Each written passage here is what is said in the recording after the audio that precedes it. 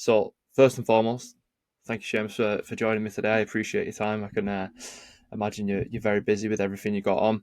Um, so why I got you on the podcast and was interested is firstly my wife met you and decided that it would be a good link up. I think she probably saw that just speaking to you briefly beforehand. We've got similar personalities. I think we're both quite laid back, but your story about how you work with like pharmacy, medicine, and the translation that you did, and how you transition that into well-being for people and what you've got going on and everything like that. So if if you would mind sort of explaining to people a bit about your background and how you got onto this story of, the medicine and the well-being and bridging that gap, what you rightly said before when we was off air is missing. Mhm. Sure thing, Jackie, and it was lovely to meet your wife, Nicola. And it's funny how these things happen, and how you're thrown together with people and get to meet people with similar interests and similar outlooks on life. So one of those nice little coincidences, I suppose. So yeah, as you say, Jack, I'm a pharmacist. I have been my entire career, which is about 30 years, and I'm also a wellbeing speaker and a wellbeing trainer. So I work with companies and organizations and individuals on tools and techniques to boost wellbeing. And how I ended up in that position, I suppose, is the narrative that we're all given when we're young really is all about sacrifice today to a certain extent, or work hard today for some reward that we'll receive in the future. Hmm. So, it's work hard at school so you'll get on well at your exams. Yeah, yeah. And then get on well at your exams so you can get maybe a good job, you'll get to go to college. And work hard at college so you go out into the workforce and you get yourself a good job, work hard at your job so you get promoted in your career, and then someday, somewhere off into the future, we'll achieve success. And when we get that success, then happiness and well-being and those things will automatically follow. So I grew up in the west of Ireland, and I kind of followed that formula. So I worked hard at school. I did well in my leaving cert, which was the equivalent of your A levels, I think. And I was lucky enough to study pharmacy in Trinity. I worked hard in college, graduated, got my first job in Galway, worked hard at that job, became a manager at a store, and eventually got to own my own business. Excuse me. And after a few years while that business was running well, I decided I'd open up a second pharmacy. And in another few years that was running well, I decided I'd open up a third pharmacy. And then I was really, I felt great about it. I felt, well, this is the level of success that I've achieved. And for some reason at that point in my life, I just stopped and paused and just reflected on the direction that my life was taking. And what I found really, really, really surprised me. I found, my head was buried in invoices and statements and ROSAs and dealing with suppliers and dealing with staff, and was really, really busy. I was running three pharmacies. And in the background of all of this, I forgot to mention that I also got married and had three lovely kids. So I was really, when I examined my life, I found I was stressed most days. I was anxious. I was tired. I was overwhelmed. And by the time I got home with evening to my lovely wife with three beautiful kids, I was just too tired and too disengaged to be the father I wanted to be the husband I wanted to be. And as a result of that, then I began studying various, I suppose, lifestyle.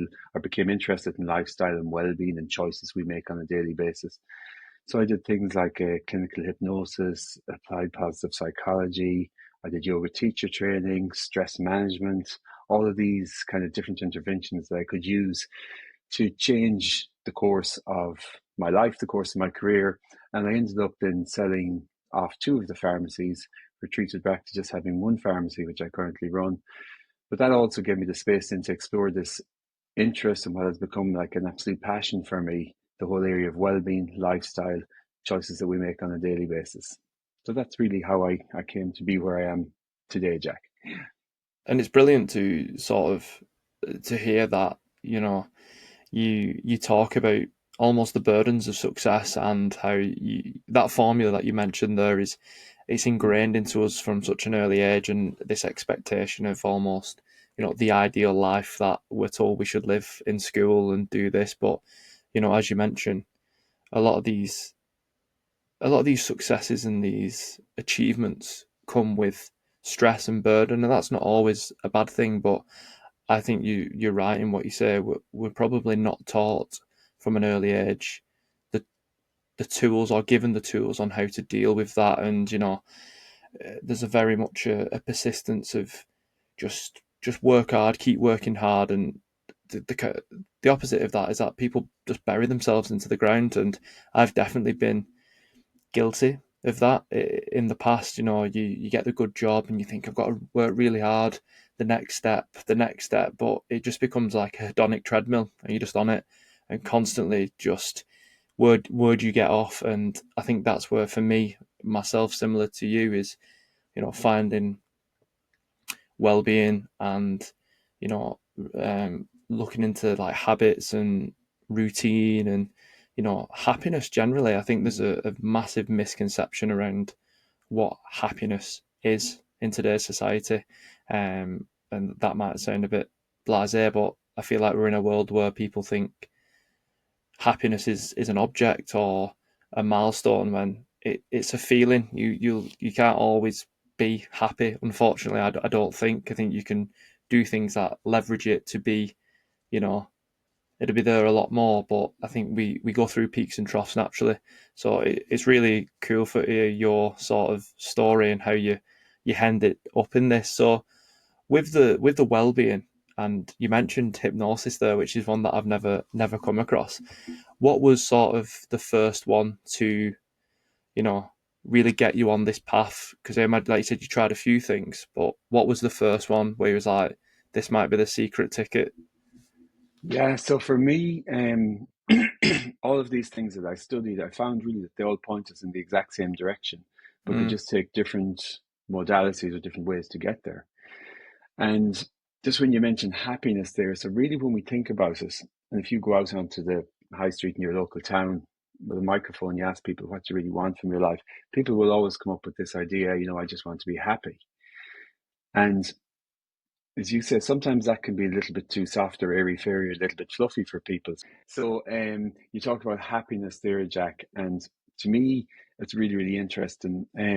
All the different modalities that I studied, they all point us in the same direction. That really what people want out of their lives, every single one of us, no matter who you're dealing with, everyone just essentially wants to be happy. If we go up to the high street in our main our local town, and we ask people, what do you really want out of life? People will always give you the exact same answer. I just want to be happy. But when we talk about happiness, and we really think what exactly is happiness, we know happiness itself is just an emotion, and emotions are fleeting and they come and go. And we can't be happy, obviously, all the time. So that's not part of what it means to be a human being. It's not part of the human condition. So I think people use the word happiness as just shorthand for well-being. mm, But when we really definitely. think about well-being, and well-being also is one of these words that is kind of a little bit fluffy and airy-fairy and kind of hippy-dippy, really. Sometimes when you mention people, well-being to people, people throw their eyes up to heaven and say, oh God, not someone else going to tell me about well-being. I don't know, do you find that? Yeah, 100%. Yeah, it's become almost a buzzword, a bit Yeah, like absolutely. happiness. I think it's almost getting that same, not misconception, that might be the wrong term, but I feel like it's become a very much a scapegoat for certain things. Yeah, and absolutely not even a misconception, because I think that's a huge thing. I what I love to do in any of my workshops, my programs, very first thing I do is I clarify what exactly are we talking about here when we talk about well-being, because I think there's a huge amount of confusion out there. Because the word well-being is ubiquitous; it's absolutely everywhere. So I know if I go into my local health food store here in Galway, that I'll see well-being crystals and well-being tarot cards. And then working as a pharmacist, I'd regularly read articles in pharmaceutical journals or medical journals about the health and well-being of the population. These would be research-based, science-backed articles. So it's really, really hard, isn't it, for one word then to span the whole divide between crystals and tarot cards to the full rigors of medical science. And 100%. so, it's no surprise then when we see that there's confusion with what exactly we're talking about when we talk about well-being. And then there's so much information out there. There's podcasts, there's programs, there's books, there's all sorts of information. We're flooded with information, and people are overwhelmed by that. So for me, I love to just define well-being and to do so really, really simply. And I like people sometimes to try and get at the answer themselves. So the first thing I love to ask people is, well, when it comes to your own well-being, what's one thing you do in your life to boost your levels of well-being? And if I do that with a group of people, what I love is that I get so many different answers. Everyone gives me a different answer, which tells us that well-being isn't a thing. It's not a single thing, but it's like a recipe. There's loads of different ingredients to it. Yeah, I love that. And just to clarify then exactly what is this and to put it in really simple language so there can be no confusion. Well-being, a lovely definition, and the one that I always use for well-being is just your ability to feel good and function effectively. So that's 10 words. So the next time anyone asks you what well-being is, Jack, you can roll that off your tongue. It's just your ability to feel good and function effectively. Well, it just like puts a nail in the coffin, doesn't it? It's there. It's an answer, and I really love that analogy of a recipe. I've never heard that before, so I think that's Yeah. brilliant and very true because you know me and you sat here right now have versions of well-being for what make us feel that way Mm-hmm. will be completely different, but there'll be some similarities, and that's sort of perfectly sums up why I did the podcast because speaking to people like yourself, business owners, athletes or everyday people essentially, is that the idea of the podcast was to show that we're all very similar. We all have very similar issues, problems, goals, and how we deal with them. It's like a Venn diagram. There'll be parts of it where it's completely alien, and hopefully when people listen to that alien concept or of a habit or a routine that they've never thought of, that then they can bring that into their space and be like, I might give that a go. And they also realize that there's that middle section where you're like, oh well, they do what I do, so maybe I'm not on the wrong path. I'm not Yes. using them wrong modalities. So it's really cool to hear it articulated in a different way. Yeah, what I find in the box is, so the ability to feel good and function effectively. And irrespective of who you ever have on your podcast, Jack, who you ever interact with in your work, if you're having a conversation about well-being, if you ask anyone, the entire planet, do you want to feel good? I mean, you're going to guess. I do it in programs. But hands up anybody who'd like to feel good. Everyone's hands goes up. Hands up anyone who'd like to function effectively. Everyone's hand goes up. So really, when we think about this, well-being is actually a universal driver for us all because everybody wants to feel good and everybody wants to function effectively. So it's something really that we all want, and it's kind of it brings us a step further than just saying, "Well, I want to be happy." Because we know that happiness comes and goes fleeting. But well-being, the ability to feel good, so it doesn't mean you have to feel good all the time. It means that if you're not feeling great, you might have some tools and techniques in your little toolkit that will help you to Yeah, feel good and function effectively. So irrespective of what's going on in your life, what challenges, what stresses, what difficulties you have, would you have the ability to function effectively through all those? So it doesn't mean we live in some kind of a happy, clappy, everything is wonderful. We're leading that kind of a lifestyle. We can absolutely experience well-being despite having difficulty, despite having challenge, and despite having stress in our life. So I just love that way that we can just kind of clarify this is what we're talking about. We're all, in the same lane with this. We all understand this is a topic, this is what it is. And when we think about it then, for me, and when you asked earlier on about all the different things that I studied to bring me down this path, what I found was that well-being, our ability to feel good and function effectively, when we really look at it, it ends up as being the foundation for our entire lives. So if we get this part right, and we do a little bit of work in this area, the benefits that accrue to us in every single area of our life are just off the charts spectacular. And this all becomes apparent in that study of positive psychology, which is just a scientific study of well-being. So what we know from positive psychology is that boost your levels of well-being, it's associated with improvements in almost every single health outcome it's possible to measure. Isn't that just crazy? Every single health outcome it's possible to measure will be improved if you boost your levels of well-being.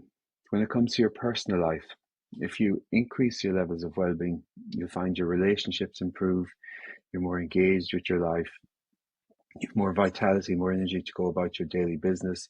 Typically, you knock off your goals much easier, you achieve more, you have a greater sense of meaning and purpose, you experience more positive emotions, more excitement, more enthusiasm, more love in your lives. So that we see like there's benefits in my personal life, there's benefits in health outcomes. And then finally, when it comes to a working situation, so I like work with a lot of companies and organizations, and the payoff really for a company and organization to invest in this area is that employees who experience high levels of well-being, they're more productive, they're more engaged, they get better customer service ratings, they're more likely to make good leaders, they're less likely to quit, they're less likely to burn out. So, like, there's literally no downside here. Yeah. And so, for me, instead of taking that journey of, work today for some future reward, hop up onto that treadmill of life, run, race, chase, trying to make everything bigger, faster, stronger than it was last year, try to grab as much as you can, achieve as much as you can. For me, I think the secret to it all is to take a step back from that and to focus more on our well-being, because the well-being will act as the foundation for that. So if we get the well-being part right, everything else tends to fall into place. And that's what the science behind it tells us. That's what the theory behind it tells us. And I think in practice, if the ultimate that we're looking for is to feel good and function effectively, it only makes sense to do that. 100%. And again, you've brought up some great points there that have just given me sort of food for thought. And when you mention about sort of the benefits of doing it, I'm interested to ask and to know that when you run these workshops and you speak to people, what are the common misconceptions? If you have many, what we talked about it before. Mm-hmm. People throw their eyes up and they go, well-being, not another one. And Yes. Yeah. so but not another one of these. Yeah. But like, Yeah. you know again, I think through the misconception of today's society around well-being, and how I always find that if you speak to someone about well-being, they automatically assume that you have poor mental health or borderline, like mental Mm-hmm. illness. Mm-hmm. And again, there's a difference between them two things, which I think is a very much a misconception again of, we all have mental health, but we've not all got mental illness. Mm-hmm. And that's something from my personal experience that I learned, maybe the hard way, but Yeah. it's something good to know. But what are them misconceptions that people find initially, when they don't get a chance to listen to you articulate it so well and explain all these benefits when you're at that first point of the room and you go, how do you want to feel? Does anyone sort of ever push back and challenge well-being? So I think sometimes maybe the groups that you speak to might be a self-selecting group, and that some people, and that's just the way of the world, I suppose. Some people will hear there's a program on well-being and say, no, that's not for me, I'm not interested. Other people might go along out of curiosity. But what I love to do is, because well-being has that name in certain circles, has been a bit wishy-washy, a bit hippy-dippy kind of. So that's why I just love positive psychology, because it's just the scientific study of well-being. And maybe it's because of my background as a pharmacist. So I've been trained scientifically, but I love research and I love data and I love knowing that if you do X, you'll get Y. So you know that there's a cause and there's an effect.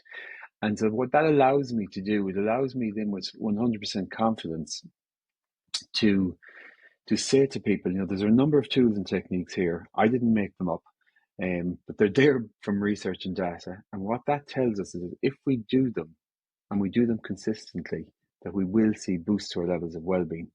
This is what your well-being is. It's your ability to feel good and function effectively. And if you do that, you will see benefits in all of those areas of your lives. And the two things I get from people, if I ask people, why don't you engage with this stuff? What's the reason behind that?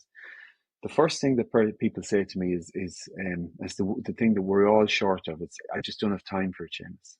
I'll do that someday, but it's not going to be today because I just haven't enough time. And what are the reasons we don't have time? So the reasons usually are because I'm just after getting married. That's where you fall into it, Jack. Yeah. We have a new baby in the house. I'm after getting a promotion. We're really busy at work. We're short staffed. We're after getting a new contract. My parents are elderly and I'm looking after them. So people say, I don't have time for it, Seamus. I'd love to do it, but maybe someday. And inherent in that, I don't have time for it, is the assumption that to boost your levels of well-being, you're going to need this massive block of time, and that it's going to be really, really time consuming for you. But what we actually know from the science of studying well-being, we know that boosting our well-being doesn't take a huge input of time, that it's actually achieved by the consistent application of small daily habits. And many of the habits that I talk about with people and that we discuss are so small that they literally wouldn't take you 2 minutes a day to complete. I like to say to people, that the habits we're going to talk about, many of them, it would take you longer to brush your teeth on a daily basis than it will to engage with them. And then people push back on that and say, well, if they're so small, Seamus, how could they possibly be powerful? And so we explain that they're powerful because we apply them on a consistent basis. So if you do them today and tomorrow, the next day, probably not going to make much difference in your life. But if you do them consistently, and that doesn't have to be 7 days a week, it doesn't mean we have to beat ourselves up when we miss a day, or it doesn't have to be, we don't have to get obsessive about things. But in general, if you're the type of person that will spend 5 minutes meditating in the morning, you do it today, tomorrow, the next day, it's not going to make any difference to you. But do it consistently over time. We talk about the power of 1% gains. So this line, see, there's a line going across here. This is the change that we make. So if we don't change anything, nothing changes. So it's a straight line. If we change something small, we start heading off on this little curve up here. And we do it consistently. It will make a difference today, tomorrow, the next day, no. Over time, we start heading off in this direction. And this could be something small, like maybe I'll go off for a walk today, or run tomorrow, I'll go for a cycle, I'll meditate, whatever it might be. Over time, brings us off in a completely different destination compared to doing nothing, or compared to making negative choices. Negative choices will bring us in this direction. And these can only be small negative choices. So it could be something small, like I'm having a cup of tea or a cup of coffee and I'm going to have a muffin. Big deal. It doesn't matter. The muffin is going to kill you. Yeah. But if you have a muffin today, a croissant tomorrow, another bun the next day, if you have it every day, it brings you off in this direction. And so we just talk about the power of 1% gains. It's like compound interest. It's like exponential growth. Do something really, really small today, but do it consistently, and then stack other habits on top of it. That's how we boost our well-being. It's not, people are often saying, well, what's the secret, Seamus? What's the secret to well-being? I always say the secret is that there's no secret. People think, I'm going to have to go off to the Himalayas and meditate in a cave for 9 months, and when I come back, the Yeah. work is done. But I always tell people, that well-being isn't a destination, so it's not somewhere we have to reach. And when we reach it, we don't have to do any more work. It's just Mm. like an orientation in our life. So it's something that we should have either at the back of our mind, at the front of our mind. This decision I'm about to make, this action I'm about to take, will this be beneficial for my well-being, or will it be detrimental for my well-being? As I say, the small, small little steps that we take, but taking them consistently, really, really powerful. I feel like everyone's so all or nothing, and I Mm, feel like, again, you mentioned there about the time blocks and doing things like this, and my background is in sort of personal training and fitness as well, and I love explaining to people, like, when you go through what actually makes up, like, calorie burning, weight loss. So you've got like your BMR, and then you've got your NEAT, and then yeah, you've got your EAT, and then you've got your TEF, which is your thermal effect of food, and your exercise activity thermogenesis, which is your time in the gym. Let's say it's the tiniest one. It's the smallest one, but people put so much pressure on that one, and like, I've got to go 5 times a week, but they may have never trained before, and they get to that fifth session, and the body is absolutely broken, and then their head falls off, and they're like, "Oh, I've ruined it. I may as well just stop completely." But in reality, if they thought about it, and just took 2 minutes just for mm-hmm. look into it a little bit, they'd realise that it's everything else they do around that. The gym's a tool. Everything else is what makes that big effect, and that might be a bit of a tangent, but I just thought it was sort of a nice comparison to what you were saying. Excuse me. No, a very, very similar concept, Jack, really, I suppose, isn't it? It's just Mm, the small little things that we do them consistently. And for me, one of the biggest obstacles I have is convincing people that these little tools and techniques that are so small and so easy could actually be powerful. And that's why I always bring up that power of 1% gains. That's how we actually make change. And the second thing I find then, time is the one thing that people tell me, well, that's the first challenge I have. I don't have the time.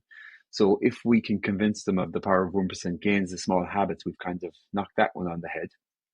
And the second reason that people tell me they don't engage with their well-being is because they just say, I actually don't know what to do. Mm, They're overwhelmed with information.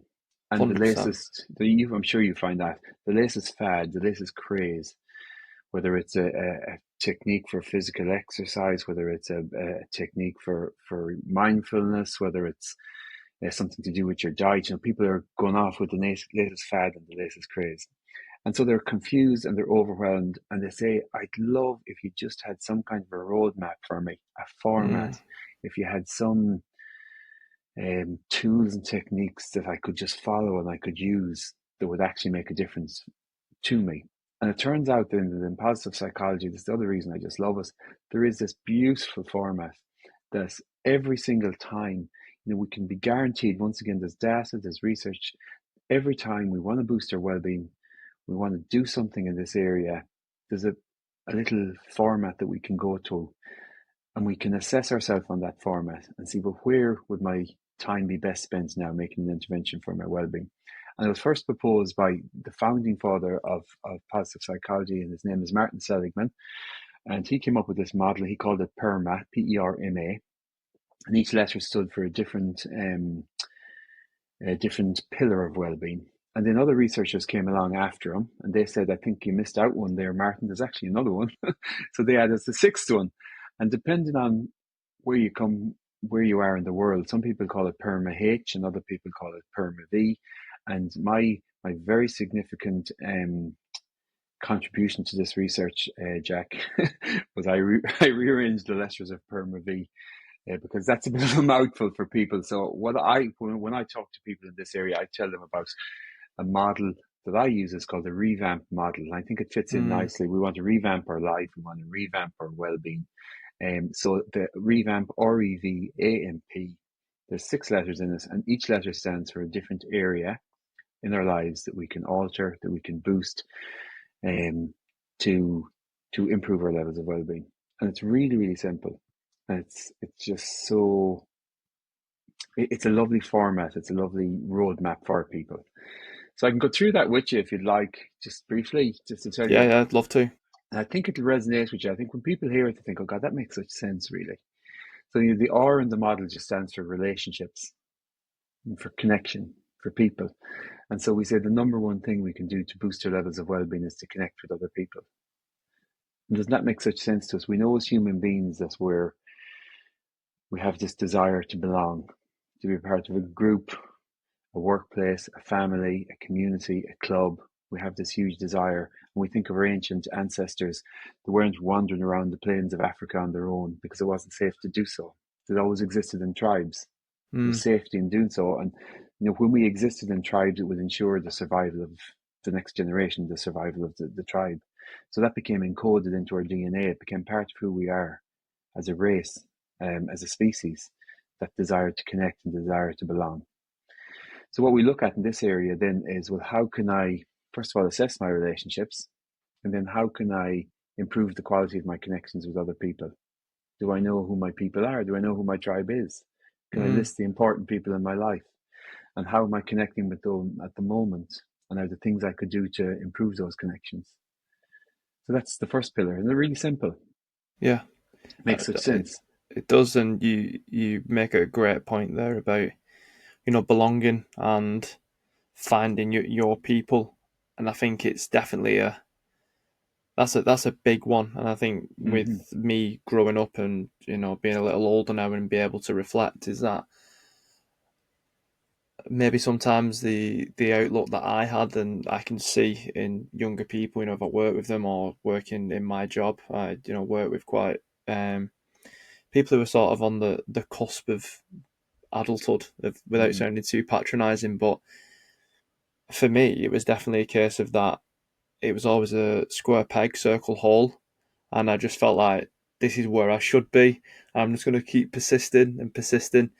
And then again, when I sort of went down this rabbit hole, you might say, is I got that power to reflect and realize that actually a massive reason that I'm probably not happy or my well-being isn't as good as it Hmm. should be is the fact that one of these foundations that you mentioned there is I'm probably not surrounding myself with people who have the same outlook, perspective, traits, them Hmm. them sort of buzzwords that come with that. So yeah, that's a massive one. It's probably the first time I've had someone on to talk about it so in depth. So it's nice to hear it brought down in such a nice way. Yeah, and what we do say with that, like we say, is the number one thing you can do to boost your well-being is to improve the quality of your connections with other people. And we know that loneliness is so detrimental to our health and our well-being. There's a study that shows it's worse for our health than smoking, than physical inactivity, and then obesity, chronic loneliness. So it's really, really detrimental to us. And when you talk about, the people on the cusp of adulthood, and I think of that generation and all they have to deal with when it comes to technology and phones, and Mm, you know, it's a whole other conversation about that. But one of the things that technology or phones does for us is that they're so appealing to us that we miss out on opportunities to connect with other people. So yeah, they say that generation is the first generation in human history to have disbanded their tribe, that they're yeah, just so much isolated, mm, and probably to their detriment. So that's relationships and connections with other people. So that's just the first pillar, and you can imagine even in that pillar alone, you could go off down, as you say, a rabbit hole. You could go off down a rabbit hole. Well, how do I identify those people that are important in my life? What are the tools and techniques that I could use to boost the quality of my connections? How could I do so on a daily basis? How could I become intentional about my relationships? Even getting up every morning and asking myself, well, who will I connect with today? It's such a huge boost. Who will I connect with? How can I contribute today? Like such a huge um, boost to our well-being can be provided by just that simple question on a daily basis. You know, that's massive. To just sort of give yourself that setup for the day rather than just, absolutely, like I yeah. said, aimlessly going through your phone. And I feel like you mentioned a good point again about you know maybe people who do live through the phones, they're almost getting this. Um, it's like a paradox. They are getting social connection through the phone, but they're not getting social connection at all. So it's almost like it's that easy dopamine hit, isn't it? And the Hmm. brain is almost confused and thinking, "Oh well, I can text someone immediately," which is great. Technology is allowing us to do this today, but you've also got to be able to step out and have that real world Hmm. And there, of interaction. course, and there is a paradox there, because we are not probably, definitely more connected than we ever were as a Mm, species, but we're also probably lonelier than we ever were as a yeah, species. yeah, yeah. And I love, when we say these tools and techniques, they're not rocket science, they're going to be so easy to implement, but how easy would that be? Who would I connect with today? Imagine that's so intentional about, I know relationships, I know connections are so good for my well-being. So imagine you started off every day saying, who would I connect with today? Whether it's a phone call, a text, whether it's meeting someone, and automatically, that's going to boost your levels of well-being by doing that. Um, as I said, there's loads of tools, there's loads of techniques, there's loads of um, ways that we can go about boosting our levels of connection. Mm, So that's the first area, the R in the model. And then the E in the model is just about engagement. And engagement is just present moment awareness. So mm, we know, so we're on this podcast. While we're on the podcast, you're talking to me, I'm talking to you. We're fully present. I'm listening to every word you're saying, you're listening to every word I'm saying. And the more that we can spend our lives in this engaged state, the higher levels of well-being will be, because what typically happens with our minds, so we can only exist here in the present, but our mind will spend lots of time heading off into the future. So if you were disengaged, Jack, now you'd be thinking, I wonder what time Seamus is going to stop talking at. What time will this what time will this finish? What will I have for my lunch? What will I do tomorrow? What's happening next weekend, next month, next year? mm, Or else we'd be thinking about, maybe before you came on the podcast, maybe yourself and Nicola had words and you had a bit of an argument, and maybe that's still in your mind, or mm, something that happened yesterday, last week, last month. So when we're in the future, when we're in the past, we're not fully absorbing what's happening around us. And so we're not aware, we don't have as rich of an experience. And so when we Mm, talk about engagement, we look, well, how can I become more engaged in my life? What are the activities that I do that fully absorb me so that when I'm doing them, I'm fully there, I'm fully present. I'm not thinking about later on. I'm not thinking about yesterday. I'm completely absorbed. And they can be really simple stuff. It can be music, listening to music, playing music. It can be gardening. It can be hobbies. It can be crafts, sports. And if we want to do it on a formal basis, then it's mindfulness, it's meditation, mm. becoming present. Um, so the more present we are in our lives, the richer experience we have, the more engaged we are, and the more our well-being gets a boost. That makes sense as well as a second. Per- Perfect sense. And Mm, you talk about the podcast is a fantastic example of that for me. Is it's very rare in today's world that you get the opportunity to speak to mm, someone with such so uninterrupted. Probably is the best term that I can think of that comes to mind. Is there's no distraction. mm, If maybe if me and you were having this conversation in person and we wasn't not I wouldn't say the pressure of a podcast, but the structure and the format of what a podcast is that it forces that engagement, but it's not forced. It's sort of an mm. hard way to explain it. But if we was just passing in the street or we was having a coffee, I might get a phone call or I might get a text, and that immediately sort of just it snaps that chain. And for me, one of the biggest things since doing this podcast, I think this is episode 52, is that Well done. when thank you when I meet people like yourself for the first time, I'm getting to that point now where I'm meeting people for the first time on the podcast, and I almost feel like I know someone as well as some people I already know because you're so locked into a conversation that you get so much from it, if that makes sense. I might have just butchered it, but yeah, the engagement is massive, and I don't think we engage wholeheartedly as we should, myself included. Thinking about it now, it's got like the cogs ticking of times that you know I've been sort of like reading a text and speaking to someone at the same time, which is a bit pig ignorant. But in today's society, you get caught up in them things, don't you? You're almost trying to like juggle so many plates. But yeah, it was again a really insightful sort of message that I think a lot of people, if they have the ability to reflect, which I think I'm not saying this is like all high and mighty, but I think a lot of people don't have the ability to reflect. But if they do have that skill, that they'd probably look back and think, actually, yeah, I do that as well. No, you're very right. And I never really thought of a podcast in those terms, but you're so right. Like when, throughout your day, your week, your month, your year, do you get the opportunity to have a quality conversation with someone, to sit down and really thrash things out and discuss things that you're interested in? And can we even see then how, if we bring engagement into our connections, into our relationships with other people, if you give someone your undivided attention, you put Mm, away the phone and you truly listen to what they're saying and you mirror it back to them, like how when we're engaged with people, when we're connecting with people, doesn't that automatically boost our relationships as well? So the two of them kind of tie in really, really nicely. So, and then as I say, in each area, in each pillar we talk about, there's loads of tools and there's loads of techniques and there's loads of ways that we boost our, or for example, our engagement. And when we do that, then we boost our well-being. So, and each pillar, you can see how you could do a podcast on each pillar, couldn't you really? yeah, I mean, yeah, they just open up a complete world. yeah, A rabbit hole, as you say, you could yeah. just go A down. rabbit hole.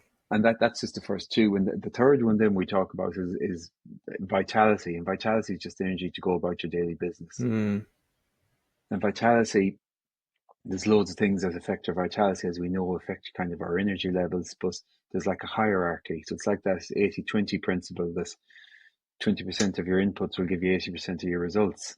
And on top of that hierarchy for vitality, and this is an area I'm sure you're extremely familiar with, it will be diet, sleep, and movement. So mm, those are the three areas that we focus on here. So how's my diet? Um, am I eating mindfully? Am I careful about what I eat? Um, so we know notice our cells are constantly dying off and there's new cells constantly being created. So the version of Jack that started this podcast will be completely different from the version of Jack that finishes the podcast. Like millions of cells will have died off Yeah. and millions of new ones will be created. And for them to be created, they have to be created from some raw material. The raw material Mm. that they're created from is our foodstuffs. And our bodies are completely natural. And so for me, it makes plenty of sense that the foodstuffs that we eat should be as clean, as unprocessed, and as natural, as close to their natural state as possible. Mm. And Perfect that's sense. And you are what you eat. we are to eat. Absolutely. There you go. Yeah. Yeah, yeah. And the second area then is sleep. So sleep is really it's about an awful lot much more than just downtime. So when we sleep, we know that's good for our cardiovascular system. It's good for our immune system. It's like a complete reset for our mind, but also for our bodies. Mm. If we're busy, sleep is often the first thing to suffer because we think we can steal an hour of sleep and get up an hour earlier or go to bed an Yeah. hour Yeah. later. But we do that to our detriment. It's very hard to repay that sleep debt. And go on, sorry. No, I was just going to say, the sleep debt thing that you mentioned there is that I think sleep's really had like a renaissance over the last few years, and that's probably Yes. a lot to do with like Matthew Walker and his book Why We Sleep, and then that had almost maybe a compound effect of more of these books and these podcasts came out, and for me, that's probably the scariest thing that I was like, I'm terrible at this, and it's so detrimental. I'm doing all these things to try and be not this optimal person. I wouldn't say that that was ever my outcome, but it was to be, the the best or a better version of Mm-hmm. myself. And I was a terrible sleeper. I was getting like 3, 4 hours a night. I wasn't prioritizing my sleep. I'd have one good sleep a week and be like, I've earned it back. And when you actually look into the science of it and all the study and all the research, it is one of the most harrowing things I ever read. But I'm so glad I read it because it just kicked me up the arse and was like, Yeah. Yeah. this is so important. And it's sort of, I think it's a very positive thing, but that almost sleep when you're dead mentality is fizzling out, and I think people are like sleep so you don't die, and I think that is a good change in narrative. Yeah, very much so. There is a lot of emphasis on sleep at the moment. Kind of some of the things that are interesting for me is that idea of sleep regularity, so that you have a time that you go to bed, a time that you get up at, and the more regular that is, I suppose, the more ties within with your body clock and with your circadian rhythms. And also that one of the most beneficial things that you can do for your sleep is actually happens when you wake up. So when you wake up, that if we can get out into the daylight, out into the sunshine, as soon as possible after we wake up, just to once again reset those rhythms and have your circadian rhythms kind of on a more regular footing. So yeah, huge emphasis on that at the moment. And the third area then in this vitality is movement. So just Mm, physically moving our bodies. And sometimes I don't like to call it exercise because exercise for some people might feel effortful. It's just the whole act of moving our bodies. Really, we know that when we examine our bodies, they're designed to move. Um, so the clues are all there in their physiology. My favorite paper that I've ever seen in any kind of discipline was written by an anthropologist, and the title of the paper is "Why is the human gluteus so maximus?" So it always gives that's me a very good play on words. it always gives me such a good laugh because so why are our bums so big? And really, he was making the point, I suppose, in the paper that our bums are so big because they're there to propel us, and that gives us a clue Mm, that we're meant to be propelled.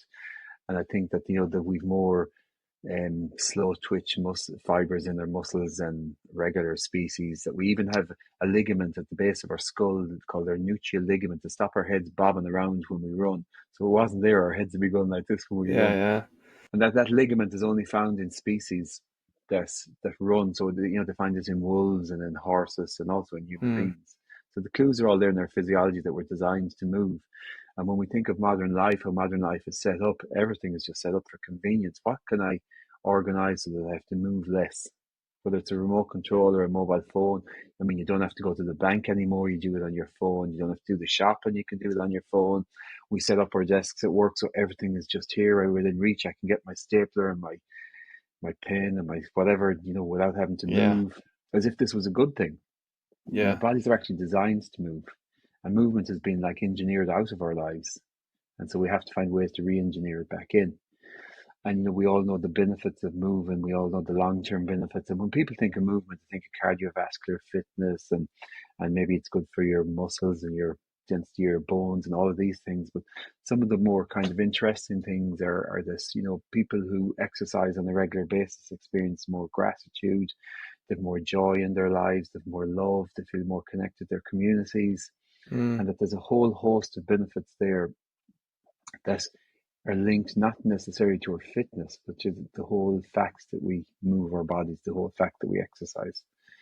Because sometimes we might be turned off taking up a sport or a form of exercise because we feel we might know what to do, or we might look stupid or whatever it might Yeah. be. But that a lot of the benefits of movement aren't related to how good we are at them. It's just the fact that we do them. And it's the knock-on effect from doing that. I always remember when I first started this podcast is that naturally I had like a few coaches on or gym owners and things like that, and Hmm. someone pulled me initially and was like, "It's just a fitness podcast. Like Yeah. it's meant to be like a health and a habits and a routine podcast." And I was like, "But surely the reoccurring theme and the commonality in these people is that the reason that they are successful, or the mentioning fitness and exercise, or just it was like walks in nature, not mundane Hmm. massive things, Yeah. but they Yeah. seem almost, they don't seem big to people. My argument was that's making these people propel this. It's doing that line. It's allowing them to get them 1% gains. And I think fitness in some regards does deserve its reputation. There are aspects of it, and like dark caverns of fitness that we shouldn't go down. But as a whole, I think if everyone just did a little bit, even a 10-minute walk. Even if you was at your desk, now I'm trying to really implement that. If I'm at my desk for 20 minutes, I go and do a 5 to 10 minute walk, or I at least go to the furthest water fountain to fill my bottle up, and break that monotony of just sitting and rotting, because that's what I feel like. Once you break that chain of that sedentary sort of go to, it's almost like a security blanket. You described it there. It made me think that we almost have this like safety blanket of being sedentary, and the more sedentary are, the comfier we are. But once you break that chain and you move away from it, you realize that it's actually doing the opposite. It's quite negative, and rest is important. I'm not saying that's not the case, but I think it goes back to a point that you made really really early on when you was talking about if you have the croissant or the bun on the Monday, but then if you have it on the Tuesday, the Wednesday, the Thursday, and the Friday and the Saturday, then it does become an issue. But if you have it just on every Monday, it's moderation, isn't it? And I think what I'm Yeah. learning Yeah. from speaking to people and understanding is that moderation is a massive key to to being a better version of you. Because I think if you restrict yourself too much, you're then easily gonna go back down that slide and just you know it's feast or famine. Yeah, very much. And I so much agree with that because, and it's really important, that when we engage in any of these things, that we don't make them another stressor in our lives. So it's another 100%. thing I have to do. Oh my God. And if I don't do it, then I start beating myself up. And I said I do it 5 days a week, and now I've only done it 3 days a week. And so, how we interface with these things are so important. So this shouldn't be another stressor in our lives. So we should be compassionate with ourselves when we don't get it right, but also firm with ourselves, knowing that there's a general direction that we want to go in. It's so important, I think, that we don't become overwhelmed or stressed in this area as well. And the thing about exercise, I think you say there, and it's a very good point, that really it's one of those things that we call a keystone habits, isn't it? So that Mm. we know that when we exercise, it leads to multiple other beneficial habits in our lives. So people who exercise are far more likely to be eat a healthy diet. They're far more likely to be hydrated. They're far less likely to be smokers. So when we start, moving our bodies and exercising our bodies, it leads to other beneficial outcomes in our lives. And what always fascinates me, and I never really had it kind of as a concrete concept in my mind, but what it really fascinates me about exercise is this. You get up in the morning and you're a bit tired and you're a bit groggy and maybe you're not in great form, and you decide you work up the energy to go for a walk or a run or a cycle or a swim or whatever it might be. And when you come back, isn't it like it's a different person that went for the run compared to the person who came back from the run? It's the best coffee It's you can have, a morning it's workout. yeah, Yeah. it's such a transformation. And when you say that to people, it really registers with them. But then when we look at, well, why would that be? Like, what has happened? How come that you got up and you were tired and you're groggy and you're bad form, and you went for a run or a cycle or a swim and you come back and you have a different energy, you have different thoughts, you have different emotions, you can take on the world. It seems like what has changed. It always kind of Mm. fascinates me. And what we know, when we exercise and when we move our bodies, is that we do get a change in our body chemistry. So our complete biochemistry changes. We get a release of our endorphins, our feel good, happy chemicals. We get a release of endocannabinoids, which are like good for our cardiovascular system. They're good for anxiety. They're good for stress. We get a boost in our serotonin. So like we've literally, I like to call it releasing our inner pharmacy. We've literally changed, the neurotransmitters in our system. We've changed the expression of our nervous system. We've changed which parts of our brain is active.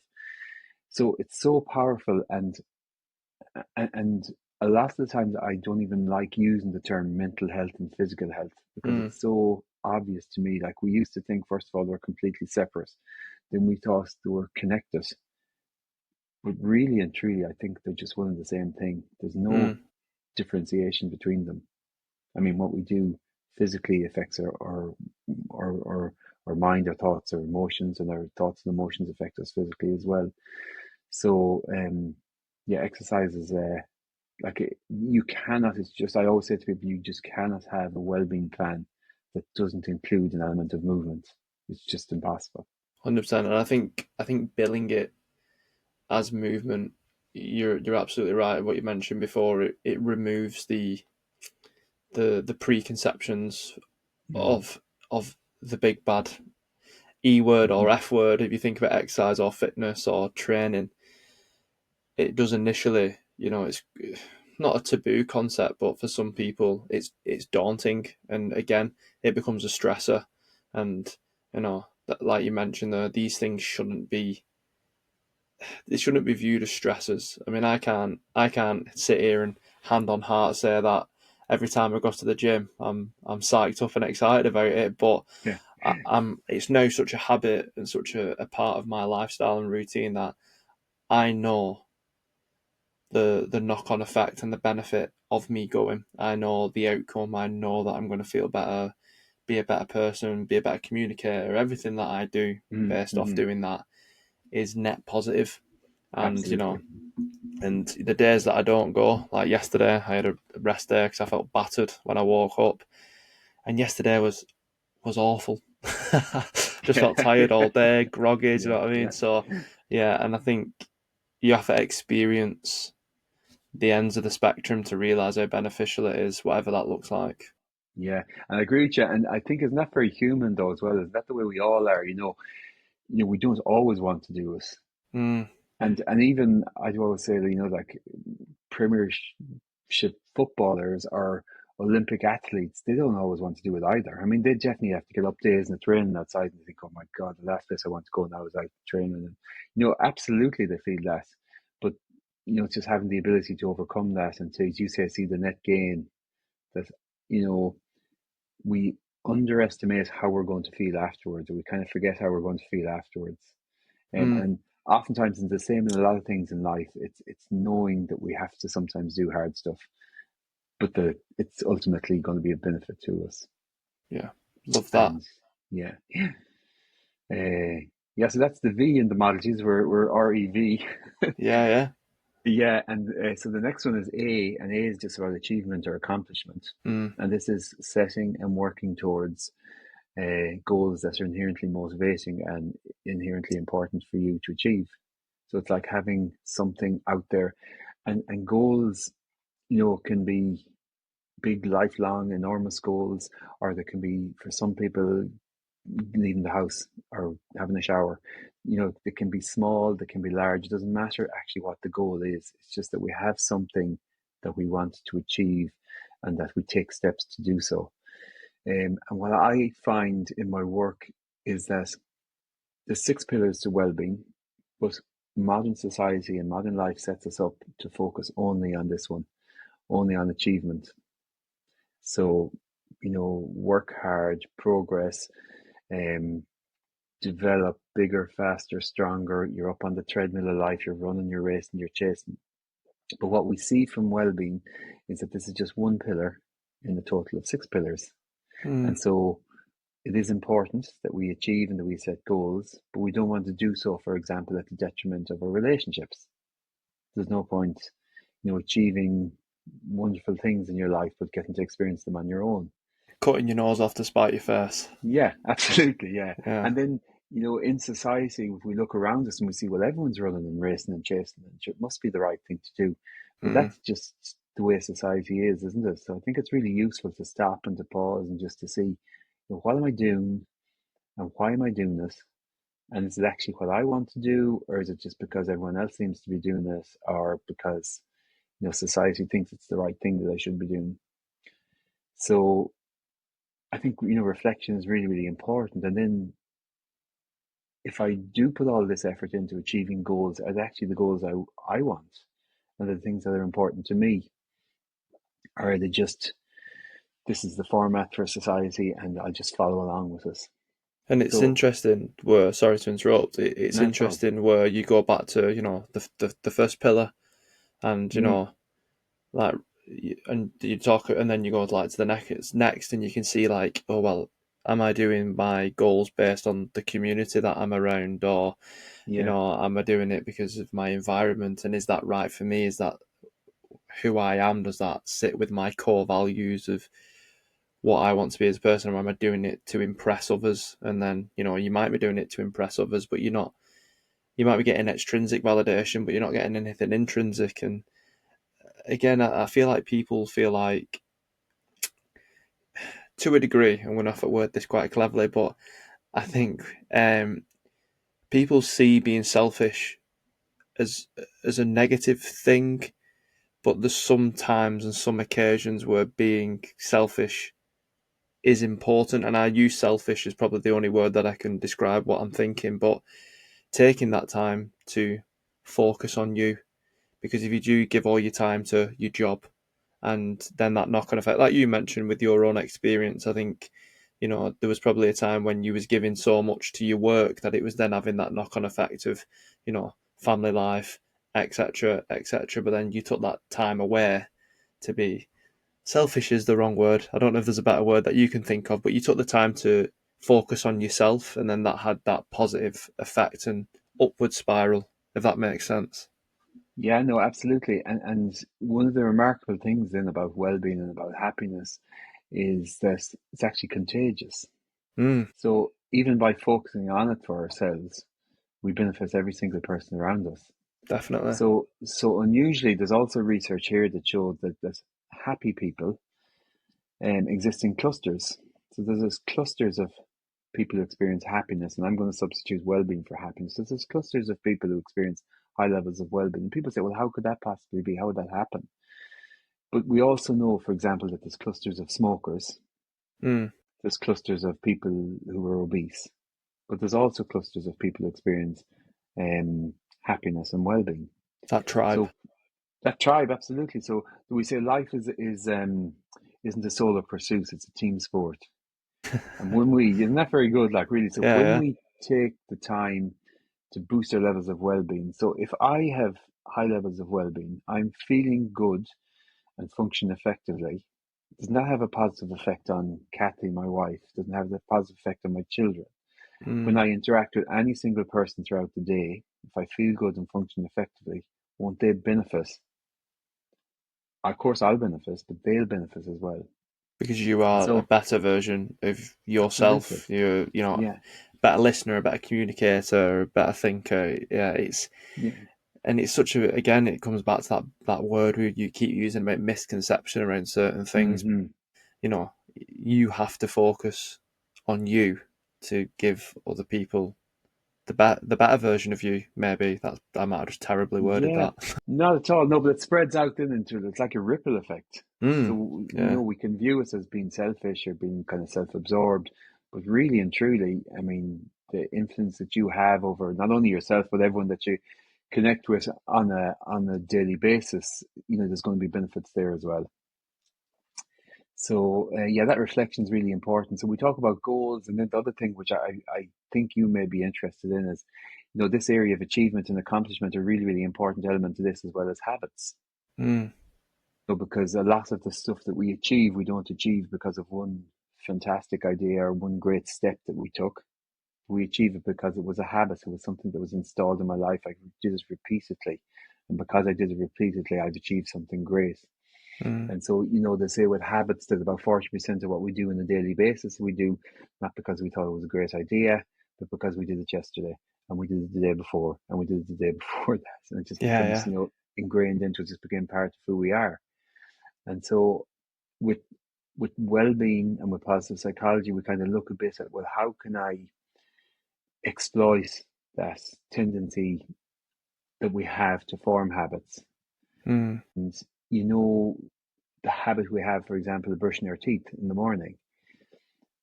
Like we don't have to ever go to bed at night and, you know, repeat affirmations. I'm going to brush my teeth now tomorrow morning.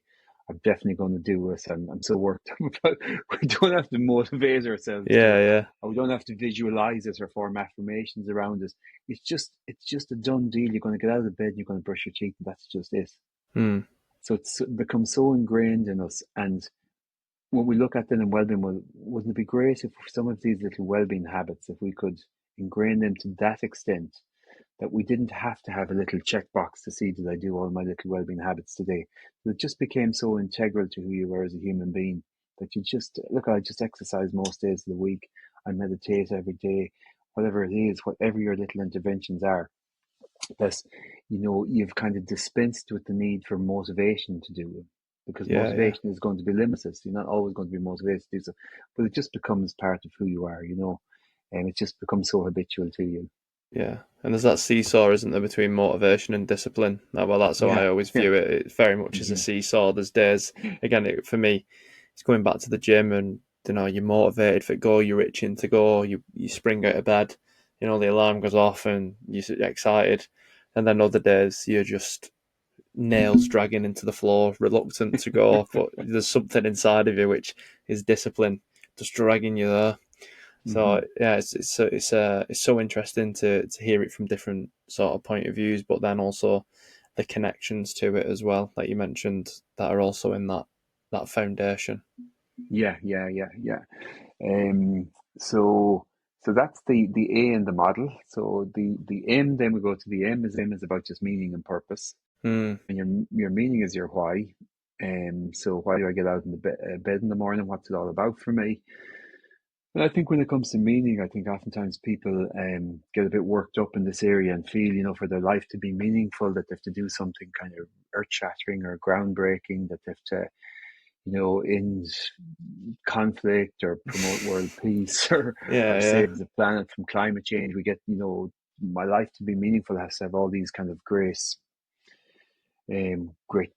goals in them, but really meaningful is very, very personal to us. So, it's really meaningful for me, for example, to be a great father. It's very meaningful for me to be a great husband.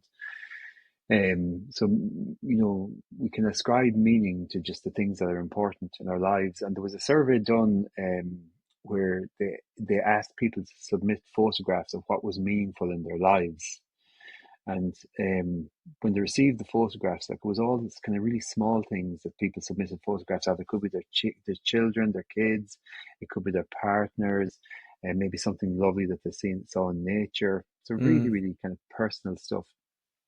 And So the more that we can connect with that sense of meaning, which is very much connected into our values as an individual, as a human being, the more we can connect to that sense of meaning, the higher we boost our levels of well-being. And that makes sense as well, doesn't it? Yeah, Really? perfect sense. And you sort of, I again, mind ticking, cogs turning. Is you sort of think about core values and Mm-hmm.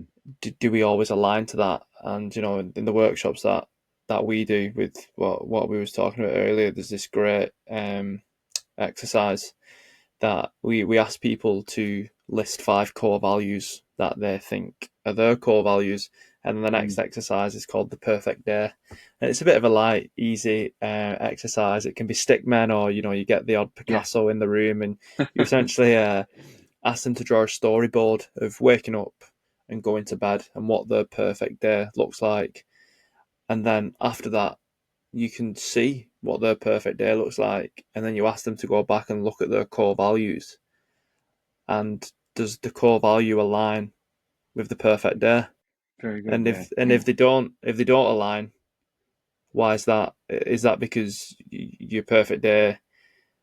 I feel like the perfect day is a very good insight to what people want to do and what in their Yeah. mind they definitely want to do. But sometimes the core values can be almost pressurized through society to this is what people may want to hear. Mm-hmm. And Yeah. I think once you remove that and you sort of go, actually, like we said there, the ripple effect, I've got to work on what my core values are. And then everything else will come as a secondary and probably a positive from there. So, yeah, it's interesting to hear sort of the version that you were talking Mm-hmm. about, and then how it just segued quite nicely into how I thought about it. So it is all again, it's it's all very similar. It's all Yeah. very, Yeah. it's got the same foundations that we're talking about, but the delivery and how it comes across can be slightly different. Yeah, and I think that's true, Jack. You probably find that in your podcast. Really, you have different guests on from different Mm, disciplines and different interest levels. But really, if you were to boil everything down, like everyone's probably saying more or less the same thing, but coming at it from 100%. just different Yeah, angles. yeah. Really, yeah, and that gives kind of comfort in a way. Then there's a certain truth to what we're saying. Mm. If everyone reaches the same destination but comes at it from different angles, there's a bit of comfort in that knowing, We're what we're we're all saying sort of really. yeah, yeah. There's a lot of different routes to the same Yeah, destination, yeah, but then same you go destination. to Yeah. the you know and I think some people do get hyper fixated on the destination, and the journey is just as important. I know it's a bit cliche and you hear it a lot, but it's true. If you don't appreciate the present moment and the journey, that you can sort of be too much in the future and worrying about the destination and miss all this amazing stuff that is going on. These connections, these things that you enjoy, etc., etc. So it's funny how cyclical it is, and it is. You're absolutely right when you speak to people, and the plethora of different peoples and different avenues that I've had on. There's always there's always a base layer. You just scratch Yeah. that sort of layer off, and most people are always coming from the same point, but with just Mhm. different views and a different toolbox. Yeah, yeah, absolutely. Different toolbox. Yeah, yeah, yeah. Excuse me. I'll take a drink there. So, the final pillar then, Jack, is P. Mm, P stands for positive emotions. And positive emotions are things like excitement, enthusiasm, love, joy, awe, interest, pride. So mm, all of those beautiful emotions, it's really lovely to feel them. And what we're saying here really simply is the more of those you can experience in your life, the higher levels of well-being will be. So to me, it makes such logical sense. The more excitement I'd have in my life, the more love I'd have, the more mm, joy I'd have, I'd experience more well-being. And this isn't to create some kind of a toxic positivity where we're pretending everything is fine, but it's just a recognition that our emotional state, sometimes we think it's just kind of up to chance, whatever side of the bed we happen to get out of. But what we're recognizing here is that there's tools and techniques that we can use to alter our emotional state. So we're in a negative state. What could we do to to shift that on? What can we do to move to a more positive emotional state? And the reason we want to do that isn't, I mean, it's great to feel positive emotions. It feels nice to feel them, but that's not the reason they're important. The reason they're important is that when we're in a positive emotional state, that we interact with the world differently, we Mm. interpret the world differently, we interact with people differently, so that they change our viewpoint of the world. So the world may not have changed completely at all, but we see it completely differently if we're in a positive emotional state compared to in a negative emotional state. So, for example, you get up in the morning, you're in a negative state, you go to work. Typically, what happens, you keep your head down, you don't want to engage with anyone, you don't want to talk to anyone, you just want to go, sit at your desk, do your work. It's like you have this tunnel vision.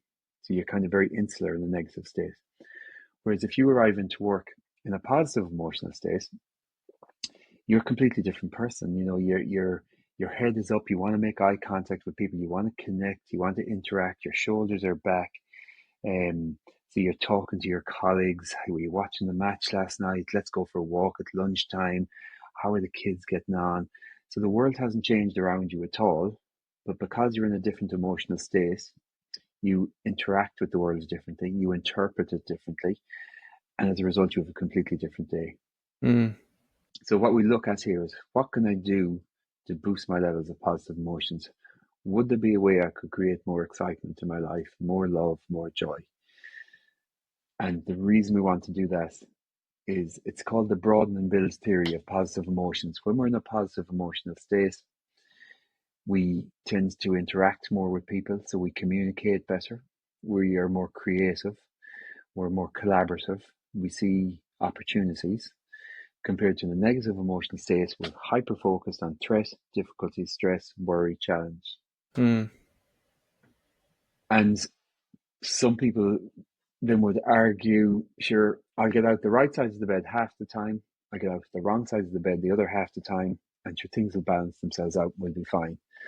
But we know that we have a thing in our brain called a negativity bias, which means that our brain is pre-programmed to notice the bad, the problems, the threats, the mistakes, the difficulties, the Mm-hmm. stresses, all the stuff that's going wrong in our lives. So you leave your brain to its own devices, that's where it'll most likely go to. Most people, when they can't sleep at night, it's not because they're lying in bed thinking of all the blessings and all the great stuff that's going on in their lives. They're Yeah, too yeah. excited to sleep. It's the other, isn't it? We always lie in bed, stressed about something, ruminating about a challenge, a difficulty. So that's where your brain naturally goes. So because of that tendency, which was really, really handy, we'll say once again we go back to Stone Age ancestors, it Yeah. was really handy Evolution that they and had this. threat. Yeah, Yeah. absolutely. Yeah, it was far more important for your Stone Age ancestor to notice the poisonous snake at his foot than it was to notice the ripe apple in the tree. Yeah, yeah, You miss the apple, you're hungry. You miss the poisonous snake, you're dead. So this was advantageous to us. But because we have this tendency to head towards the negative, we can't just leave our brains to their own devices. We have to have ways of prioritizing positive emotions in our lives. So we have to have ways that we know will boost our levels of positive emotions. perfect sense.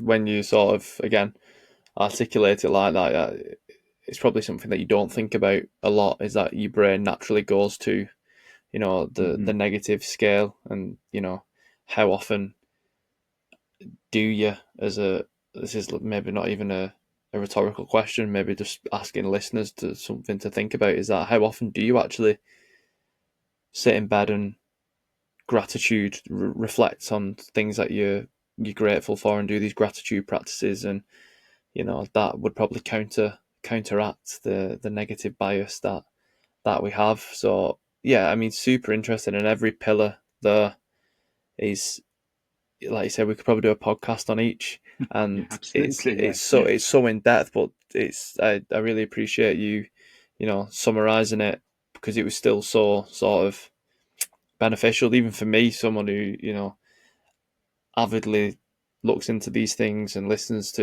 podcasts, reads books, and does things. It's got the cogs spinning, so that I can only imagine would have the same effect for the listeners. And moving on, a question that I always ask people toward the end. Just because I've just clocked that we've absolutely flown through an hour and 15, just, and I feel like Gee. we could do it all day. And Yeah, I yeah, imagine you've got things to do, but I'm sure there'll be a part two and probably a part three to the podcast. I'm sure we've got plenty more to talk about. But yeah, absolutely, Jack. Yeah, yeah. before I let you go, there's two questions that I always ask the guests, and I'm really interested for yours. So, if there was three habits or routines that you do in your everyday life that you could recommend to the everyday person, what would those three be and why? Yeah, so for me, definitely physical movement is a huge thing. So on, we'll say 5 days a week, I like to take some level of exercise. I live here beside the sea, so it could be sea swimming, it could be a bit of running. Mm, I love to do that in nature rather than just running around on the roads. I love to do it in the forest or down by the sea or in a park. So, but I fully recognize, that effect that we were talking about. You go for a run, you feel great, you come back, you're a different beast, you're a different person, different thoughts, different energy. So movement for me, I think, as I said earlier, you can't have a well-being plan that doesn't include an element of movement. So mm, that's just would definitely be number one for me. The second thing is like in the morning time, every single morning, I would do meditation, which could be 10 minutes some days, it could be 15 minutes, it could be 20 minutes. But I find that's so beneficial for just being intentional about my day. So just the ability to stop and to pause and just to reflect maybe on, well, what do I want today to be about? Because too often we just get up and we run on the treadmill and we're up and racing and chasing and we never stop and pause. What would today be about? mm. So today I want to connect with someone. Today I want to be grateful for what I have. So it's just meditation just allows me to stop and to pause and to create an intention for my day. A So that circuit would be, breaker, almost. yeah, absolutely. It's very, and I know in myself, even if it's only 10 or 15 minutes I do in the morning, but I know in myself, I can feel it for the rest of the day that I just have a different level of awareness and different level of intention. Um, and the third practice that I really enjoy and has become so habitual for me is just the practice of gratitude. You mentioned it. So there's loads of different ways we can boost our positive emotions. But what I like to in the evening, I just like to stop and pause. And there's a particular practice called three good things, where we think of three things that have happened in the last 24 hours, three good things that have happened. And to me, that's a little bit more beneficial than just a simple gratitude journal. So, gratitude journal typically we become very repetitive about what we're grateful for. Most people will start a gratitude journal and will say, I'm grateful for my house, I'm grateful for my health, and I'm grateful for my family. And then the following day, they'll repeat it and they'll do the same three gratitudes every Yeah. single day. And so it just becomes a bit mindless.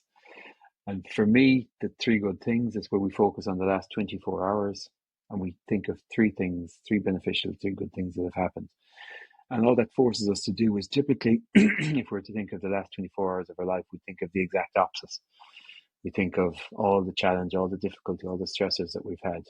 And with that, three good things in the last 24 hours, it forces our brain to look for three beneficial things that have happened. So those will be three really simple, really easy tools that are proven to be of benefit and that aren't time consuming, but they'll have made an enormous difference in my life.